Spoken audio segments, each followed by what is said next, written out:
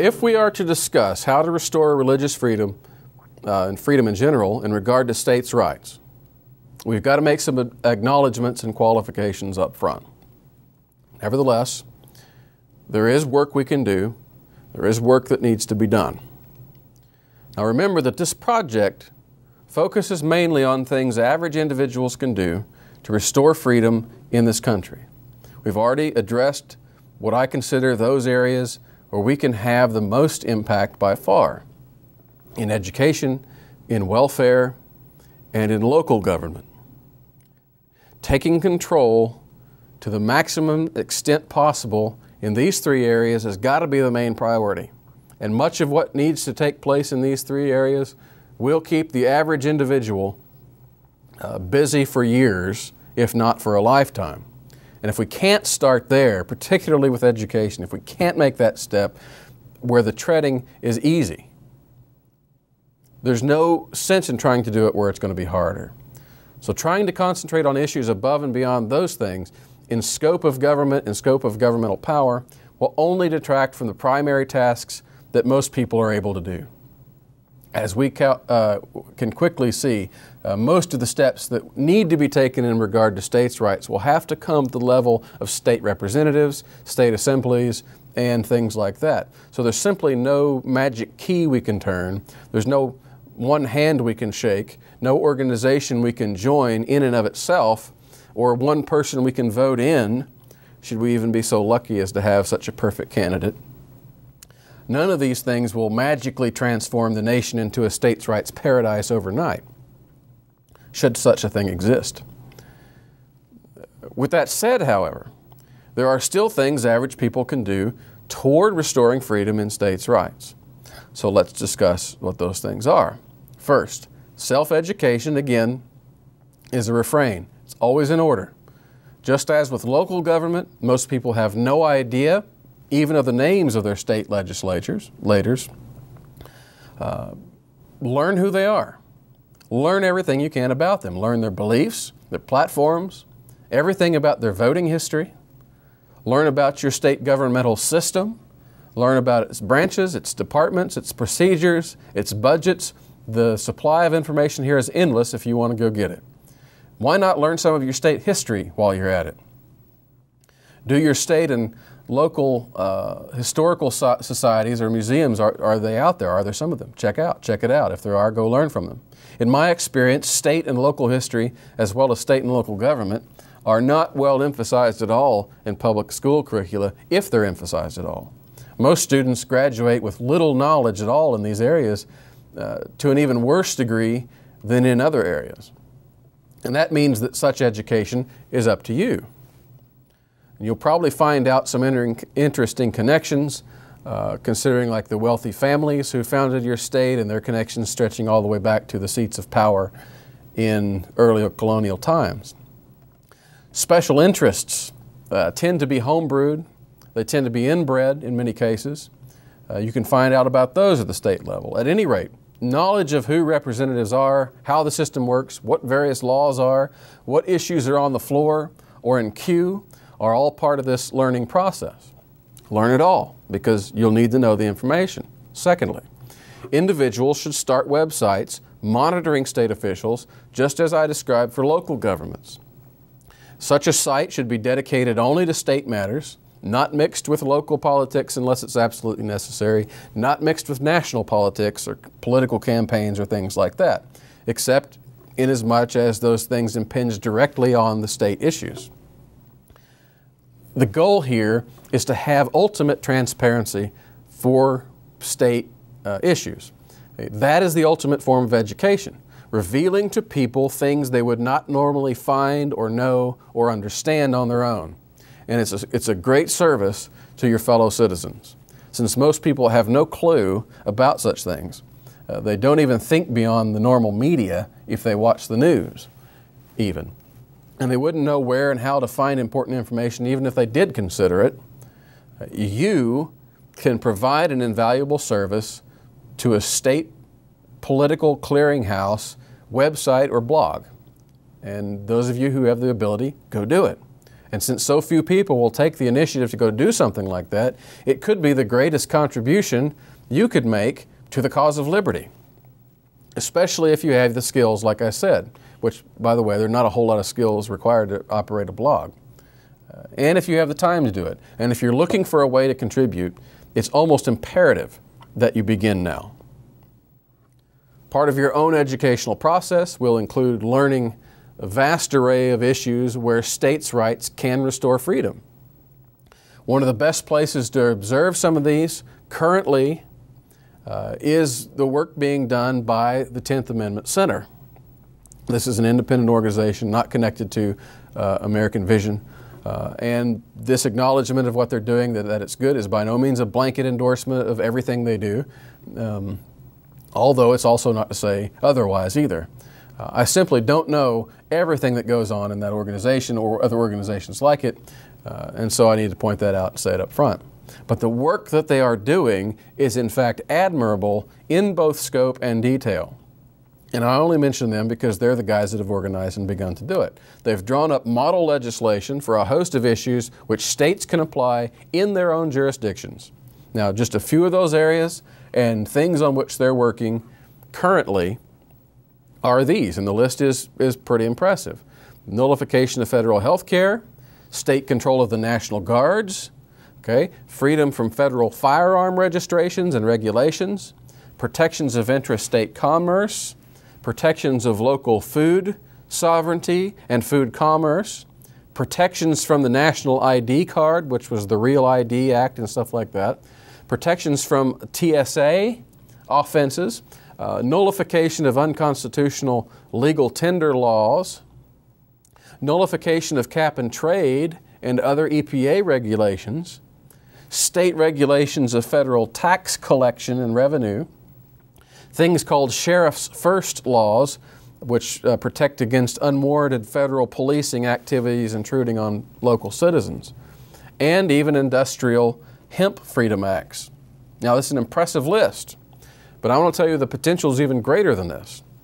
And I'll discuss that in a moment, that a move practically to nullify Roe versus Wade could be effected at the state level, and indeed has already been attempted at least once. And it failed by an 11% margin, mainly due to the fact that they would not allow any exceptions to the abortion law at all, even if a mother's life was in immediate danger of things of that nature. And it could probably go beyond this as well. At any rate, it's helpful to find your local chapter of the 10th Amendment Center and ask how you can help get the word out in your community. Now, 10th Amendment Center also works for issues which may sound uncomfortable to some Christians, maybe to some of the Christians following this lecture series, such as state control over marijuana laws. But in defense of this, the issue here is not about the personal use or personal stances on marijuana, whether it's medicinal or otherwise or anything else. But the point is about jurisdiction. How does the U.S. Constitution apply to this issue? And many people would argue it does not, and that acquiescing on this one constitutional issue legitimizes all kinds of federal usurpations in all other areas not explicitly enumerated in the Constitution as well. After all, if we submit to the idea that the constitutional interstate commerce clause applies to the regulation of marijuana within a state, whether you agree with marijuana or not, then that same argument can be used as a precedent when the feds move to regulate other commerce within the state as well.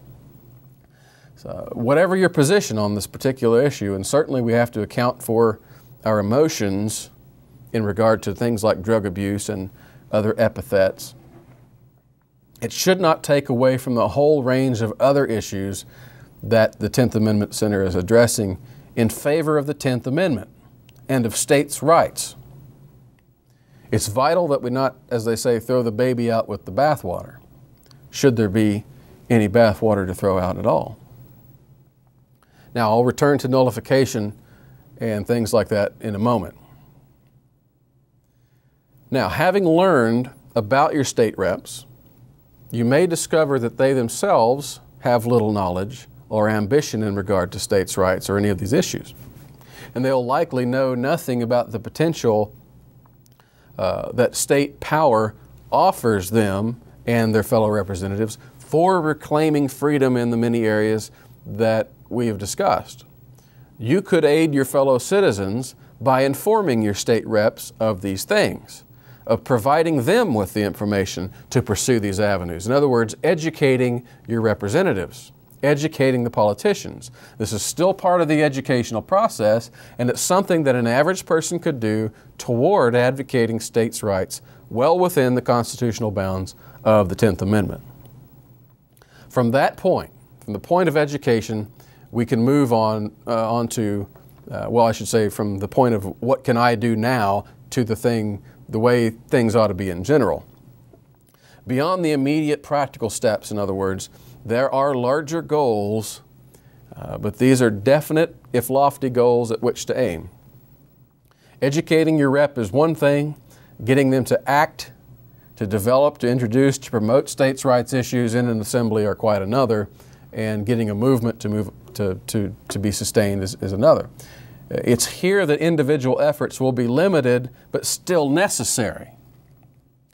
And it should not stop us from discussing such procedures. The hot button topics are nullification and interposition. Popular books have been written on these topics. Let me talk about both of them just briefly. The doctrine of nullification, as many of you know, was expressed in the Kentucky Resolutions written by Thomas Jefferson, 1798. It was a reaction against John Adams' atrocious Alien and Sedition Acts, which enhanced federal deportation powers at the president's whim, essentially, and made the criticism of the administration a criminal act, which was a blatant violation of the First Amendment. Jefferson and many other people deemed these acts as unconstitutional for that reason, and they argued that when the federal government passes unconstitutional acts, the states have a right to declare them null and void within their own jurisdictions. And this is what Jefferson wrote in that regard in the Kentucky Resolution. Quote, "Whenever the general government assumes undelegated powers, its acts are unauthoritative, void, and of no force." For this state power, the resolutions appealed explicitly to the 10th Amendment. Nullification, therefore, is a state's declaration that a federal law exceeds constitutional powers and is thereby considered null and void within that state. Now, at the same time, in relation to the same issue, James Madison penned the Virginia Resolution, which is singular, unlike the Kentucky Resolutions, which is plural. But it posited a very similar notion that's called interposition. The Virginia version exposited the same view of states' rights, although Madison did refer to it as not only a state's right, but as a duty on the part of the states. In times of federal tyranny, states are, as he said, quote, "in duty bound to interpose for arresting the progress of the evil," end of quote. Now, some view that as going beyond mere nullification to active resistance, but it doesn't seem to me to be a necessary implication of arresting the progress of evil. Either way, it's important. A subsequent review by the Virginia legislature of that resolution asserted that a state declaration could have no legal force upon the federal government itself, but was only an expression of opinion.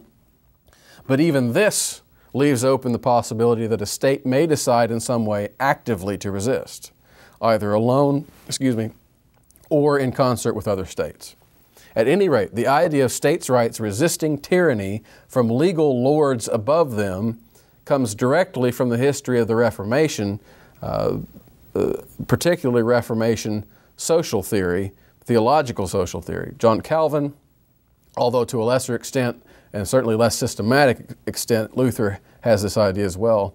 And Calvin's disciples developed the idea of the so-called lesser magistrate, who resists impositions of tyranny from above, particularly in cases of religious liberty.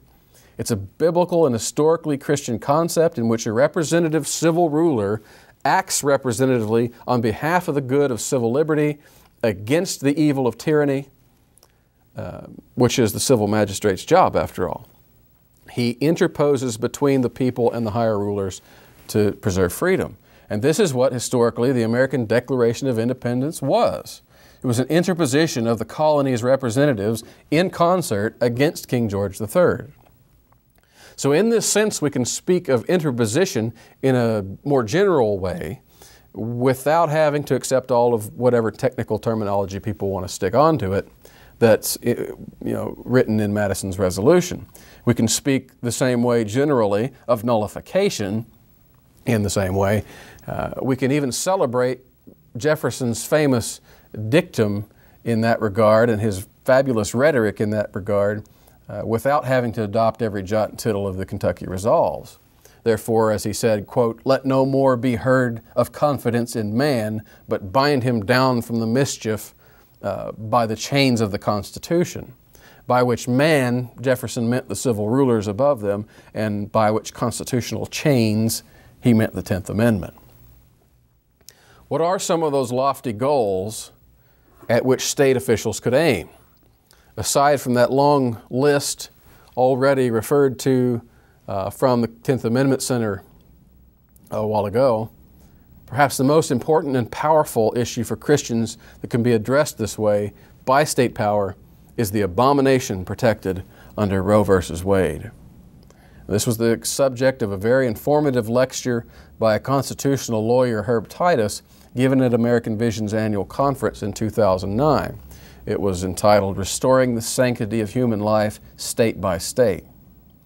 Now, without going too far in depth into the arguments, all of which I commend you to go listen to, suffice it to say that the Supreme Court decision contains holes in it that can easily be exploited, and more importantly, it rests upon factual assumptions that are today disproven by more advanced knowledge. Therefore, a state could set a precedent with a very well-designed, thoughtfully constructed statute which would effectively displace the ruling of Roe v. Wade, even if Roe v. Wade remains on the books. Now, that sounds strange to a lot of people, but it's a fact. Most Christians don't realize that the legal decision of Roe v. Wade had nothing to do with the determining of when life begins.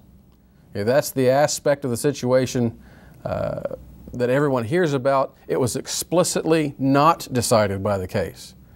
The writer of the opinion, Justice Blackmun, states it explicitly like this, quote, "We need not resolve the difficult question of when life begins. When those trained in the respective disciplines of medicine, philosophy, and theology are unable to arrive at a consensus, the judiciary at this point in the development of man's knowledge is not in a position to speculate as to the answer."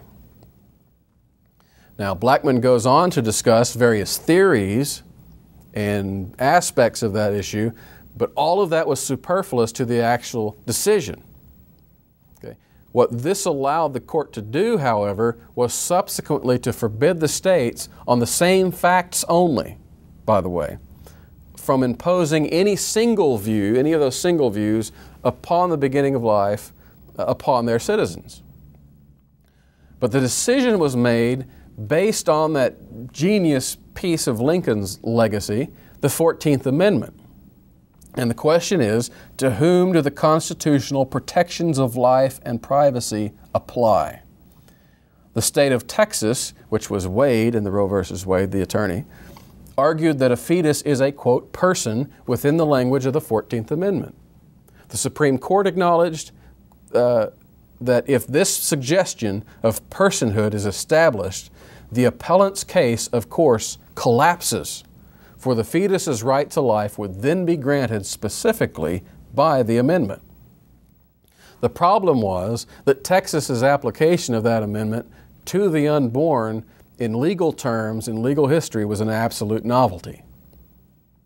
There was nothing explicit in the Constitution saying that. There was absolutely no legal precedent, unfortunately, for interpreting it that way. There was no historical precedent from the time of the amendment around the Reconstruction era for such an understanding of it. As such, the court ruled that this particular application of the idea of person was unconstitutional. For the 14th Amendment itself clearly defines exactly who are citizens and thus whose rights are protected. And this is what it says, quote, all persons born or naturalized in the United States. So there you have it. The Constitution protects only those who are born and not those who are unborn. Now, I think a good argument can be made the other way. I think, but the language of the amendment is in fact terribly unhelpful on this issue. On the surface of it, the idea that the Constitution only protects the rights of the born in the word person is like arguing that Jefferson's Declaration of Independence, that all men are created equal and have the natural rights of life, liberty, etc., only technically applies to men and not to women. After all, it says men and not women. So that would be ridiculous.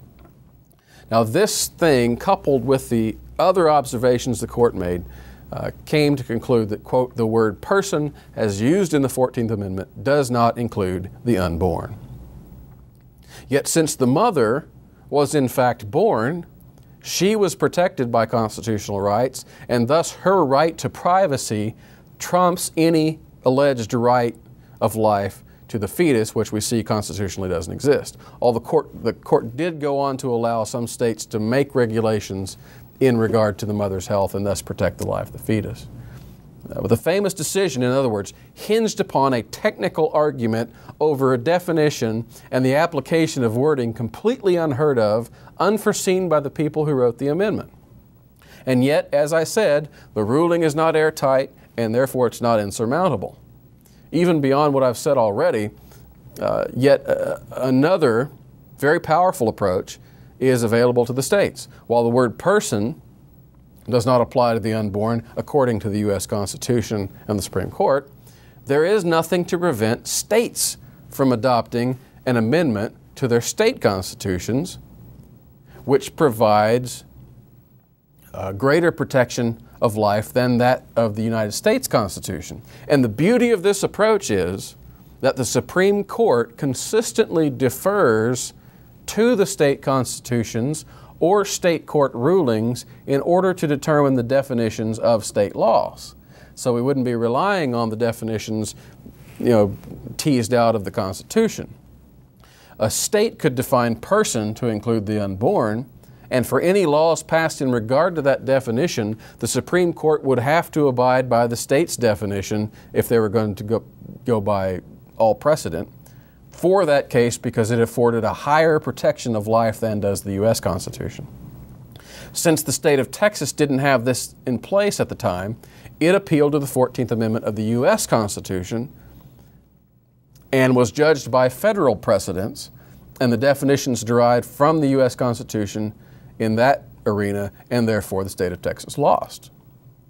But in a future case, if a state did amend its constitution, decide a case, or even perhaps simply pass a statute that properly expanded the protections of life to unborn persons, then any Supreme Court challenge would have to deal with the state definition as a higher protection and sustain it. Now, for this reason today, there are groups advocating so-called personhood initiatives and personhood amendments at the state level and even at the federal level. Christians in the right to life world especially those who simply follow it as donors and supporters, simply have to learn that a decentralized solution is the best and most likely to succeed. The strategy of this once-for-all reversal of Roe versus Wade from the federal level has been absolutely ineffective for almost 40 years now. It's time to go back to something that's worked. It's not to say that it's an impossibility, but had all the time and money from that been focused on local solutions this whole time, you would very likely see life more greatly protected in a vast array of states already, and the forces of infanticide pushed to the blue fringes of the nation. You know what I'm talking about. Okay? Those will still accept only those people, I'm saying, who will accept only a single national solution are saying that if they cannot outlaw abortion everywhere, then they don't want it outlawed anywhere.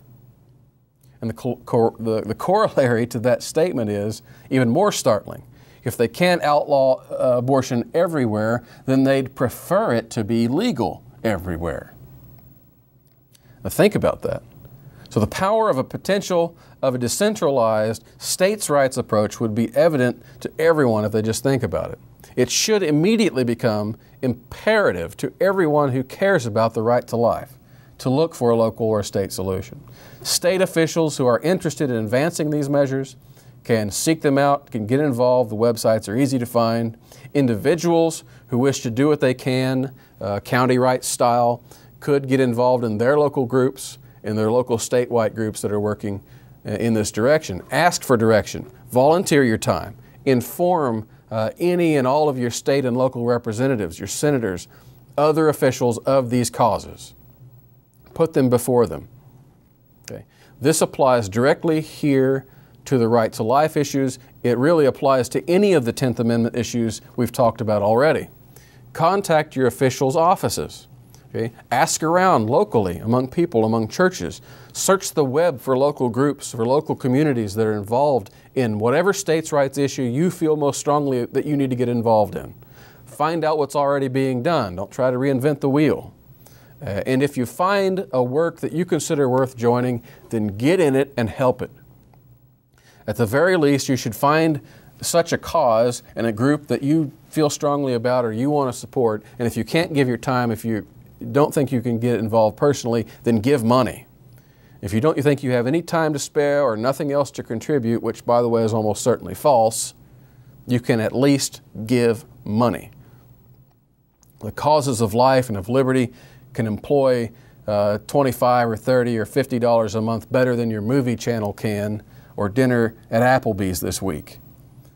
But volunteering to help, volunteering your time is even better yet beyond that. And the truth is most people have spare time to contribute.